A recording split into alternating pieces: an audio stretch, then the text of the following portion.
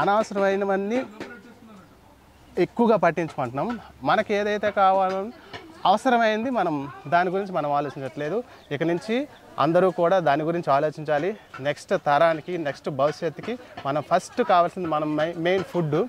ఆ ఫుడ్డు ఎక్కడి నుంచి వస్తుంది, మన పిల్లలకి ఏం పెడతాను అనేది మనం ఆలోచించాలి.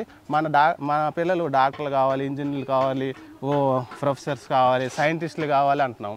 కానీ వాడు తినే ఆహారం ఏం తింటున్నాడు అనే దాని గురించి మనం ఆలోచించట్లేదు.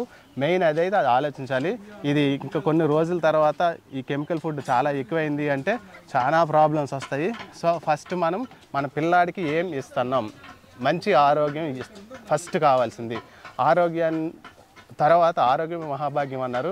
మెయిన్ ఆ పిల్లలు ఆలోచన విధానం కూడా తినే ఆహారాన్ని బట్టి ఉంటుంది. సో మనం ఏంటంటే ఫస్ట్ ఆహారం ఎట్లాంటిది తీసుకోవాలి అనే దాని మీద కాన్సన్ట్రేషన్ పెట్టాలి. ఇది చాలా ఇంపార్టెంట్ అయిన విషయం. మనకేం తెలియట్లేదు, చాలా ఫ్యాషన్గా పోతాను. పిజ్జాలు, బర్గర్లు, అది ఇది చెత్త ఫుడ్ అంతా తింటాము.